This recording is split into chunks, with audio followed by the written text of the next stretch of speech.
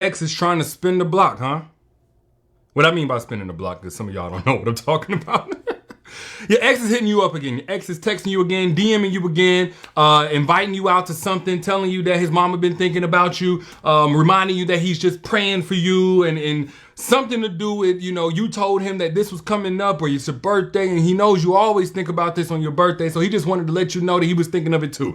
Whatever the case may be, your ex is hitting you up, right? But coincidentally, you've moved on. Yeah, at least you began dating again. Maybe you're not in an exclusive relationship. Or maybe you are in an exclusive relationship. Things ain't going right. Maybe you might be breaking up soon. So for whatever reason, you're allowing this text to come through, this call to come through. Maybe you and your ex didn't have such a big fallout where you can never ever talk to him again. But he's hitting you up. Yet you've already moved on. You've already moved on with your life. It's important to know where he's coming from before you open your ears to that ex. Now, I say this because I was on the live chat with one of my Self-Crown VIP members who is asking because she's honestly just having a weak moment. She's having a weak moment. Yeah, she's dating a guy, but there's something about the familiar that's still pulling on her, and her ex, now that she's starting to post that she's going on dates, now that she's starting to post that she's outside, her ex is spinning the block, wants to know how she's doing, checking on her, all these little things that he knows pulls on her heartstring. And I told her, look, I'm not going to tell you that just because he's an ex means that you never ever talk to him again. Of course, if he did you so bad, just complete deal breaker level stuff, it absolutely makes sense for you to protect your heart from going through that again. But let's be real. Sometimes you and a person just are not meant for each other in that season. And therefore, once the emotional dust settles, you start opening up to the thought of maybe we can give this another run now that we're in a different headspace. But do understand what's going on in your ex's mind, because when a man sees that you've moved on, the first thing that he's going to do, he's going to evaluate who you've moved on to. And if he feels like, hey, he ain't as good as me.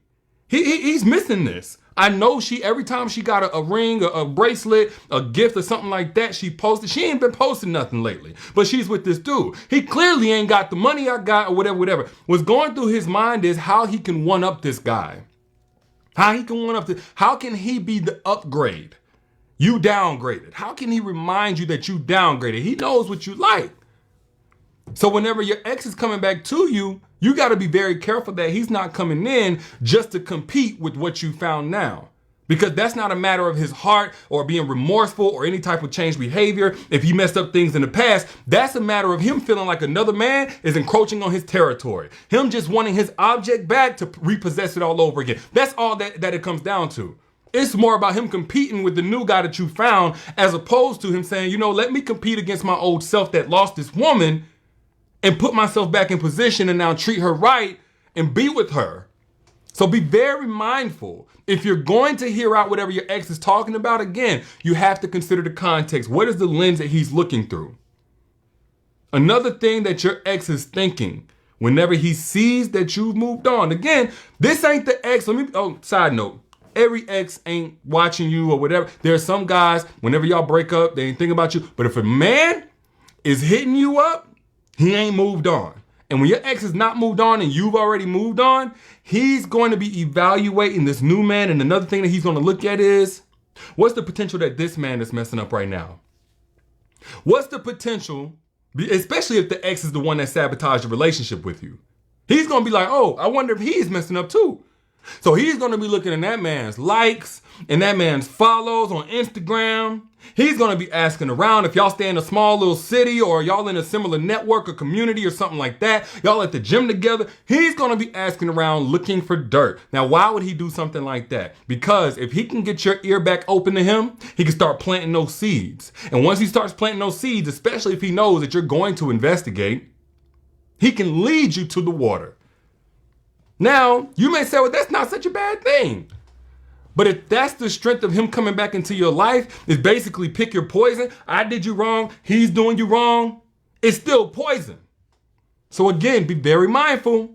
Be very mindful. Another thing that your ex is thinking whenever he sees that you moved on is, let me see if she was already on him at the time that we were together. Because maybe this guy is an upgrade. Maybe the guy that you got now, he's more thoughtful, loving, compassionate. He's more mature. He has better money, whatever. He looks better, whatever the case may be. Maybe he is an upgrade. Maybe he's not doing anything wrong. But is it possible that y'all had a budding romance in the time that you and him were together, so now he can make you the bad guy? And if he can make you the bad guy, he won't feel as bad about losing you. Or he can try and sabotage your relationship with him, have everybody hate. Because sometimes if a person can't take your blessing, they try to take the way that people look at you and your blessing. If a person can't make you fail, sometimes they just try to take away the love that you get for winning, especially if it's without them. So something that your ex is going to look for, he's going to look deep into them comments. Again, a lot of this evaluation is online because that's the only access that he probably has to you before he can get a text message or something like that. Now, if he doesn't have Instagram access or whatever, of course, he's going to look for friends of yours, common friends. He's going to look to just, hey, I just want to be friends with you.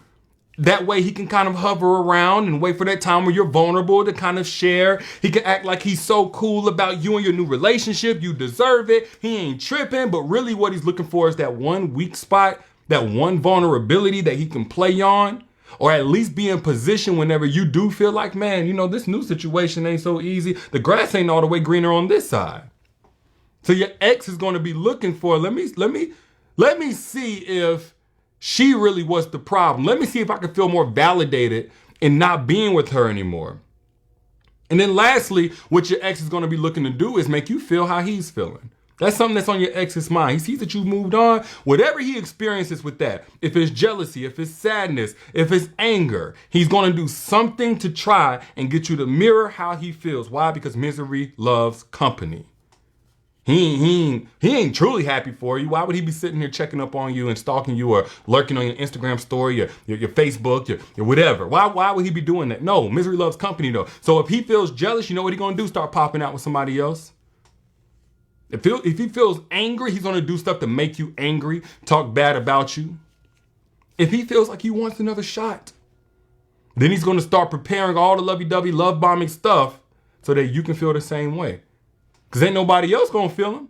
He can run through 100 chicks that ain't going to replace the void left by that one real one that he lost.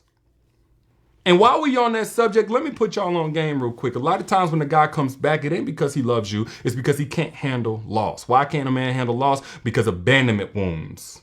Unfortunately, little boys and their emotions are not really honored the way that they should be. So you have a lot of grown men today that are still that little boy that got abandoned, but was in a world where he couldn't express it. He couldn't feel safe for somebody else to see that he felt abandoned. And unfortunately, we grow up with those wounds and they permeate into relationships in the form of not being able to handle rejection in a relationship, not being able to handle conflict in a relationship. Why? Because we fear that we're going to be abandoned all over again. And then right after the relationship, when a guy has not healed his abandonment wounds, this is what it looks like. This is what your ex is going to do. It's going to look like emphatic, sensational, really emotional apologies just for you to run into the exact same thing over and over again. I know some of y'all are saying, well, that means he's a narcissist. Maybe. But at the end of the day, it comes down to his abandonment wound. And now let me also tell you how this plays out. You get back with that man who has an unhealed abandonment wound. The moment that you say, hey, you know what? This right here that you're doing, not sitting well with me, not making me feel comfortable and safe in this relationship. And instead of honoring what you said, instead of holding space for what you just brought to his attention about how he can love you better, he personalizes it. Now, why does he personalize it? Because the abandonment wound will override any logic. The reality of the situation, the abandonment wound will override it. Put him in survival mode. And what do you do in survival mode? You fight or flight or freeze. And a lot of times a man will fight. Fight in the form of deflecting back onto you, arguing with you, criticizing you. Flight in the form of withdrawing. Maybe even finding some type of supplementation for you. Let me go and get to this safety net of women, of drugs, of whatever. So whenever you're dealing with a man and every time you try to tell him, hey, this is something, what happens in his mind is she's going to leave me. She's going to abandon me. It reiterates a narrative that came from way before you, back in his childhood, that he's bound to be left. The moment there's any flaw or anything wrong, that means the person is getting ready to leave. That is not necessarily a bad guy, but that is an unhealthy adult incapable of being in a healthy relationship because he can't have healthy conflict resolution. And that's in the relationship. And then whenever you leave him, because he chose from that abandonment wound, he just had you filling that void, it really feels like life or death to him. Because now that abandonment wound really got opened up.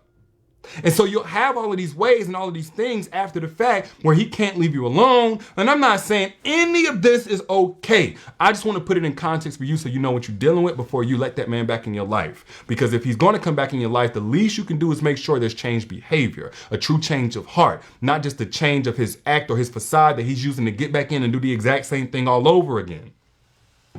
But what happens is whenever you leave him, he goes into that fight or flight mode, and anything it takes in order to soothe that abandonment wound instead of healing it, anything it takes, any apology, any strategy he can use to get you back in, he'll do it. And then you'll run into the exact same problem over and over again until now you got abandonment wounds. Now your central nervous system has experienced such a roller coaster, it don't even know how to feel safe. Even if you were to move on for good into a new relationship, and actually be in a safe situation. Some of y'all have had that. You've had a man come along, try to love you, and it scared the hell out of you because you were so used to being mistreated for so long. And this is why I don't make the distinguishment between good and bad men. It's not about good or bad. You have some good but broken men out there. You have some good but unhealed men out there. You have some good men with bad habits or bad decision making. So the experience with this good man is only going to be damaging. Even if he, like, just the same as if he had bad intentions for you. And this is why I did the masterclass, Secrets to Making Evolved Men Crave You. Good men may want you, bad men may want you, but only an evolved man can truly love you properly. And if you missed that masterclass, I put the link right down here in the comments. So if you missed it, click that link, register right now while it's still free and while it's still up before it comes down, and get access to it. Secrets to Making Evolved Men Crave You. Men who have at least done the work to either heal or be self-aware enough to know what boundaries need to be in place as they continue their healing journey while they're dating and in a relationship so they don't bleed onto you. That's what's necessary in order to protect your heart. Not a good man, but an evolved man. But back to what I was saying, whenever your ex comes back begging, trying to spin the block, hey, I got this nonprofit thing. I know you always had a heart for the community and, we can do this thing together and Bonnie and Clyde it and build an empire or whatever he coming back with. Consider the context. Not the context of the circumstances, but the context of his character. What is he really thinking? What is he really feeling? What has he really been up to? Before you even listen to what he actually has to say. Because if you don't truly read between the lines to understand what it is that he has to say, he's going to communicate with his actions that he was never right for you in the beginning. But those are just my thoughts. I'm just your internet brother trying to look out. Y'all let me know what you think down in the comments and share this right now if you got anything helpful from it so you can help somebody else. And if you're in the market for an evolved man, click that link that you see pinned right here. Click that link, go ahead and register, get access to the Secrets to Making Evolved Men Crave You. That's a free masterclass. You ain't got to pay me nothing, but for over an hour, I went in on how to make evolved men crave you. It's also in the caption whenever you back out. Holla at your lady, I'll be good. Peace.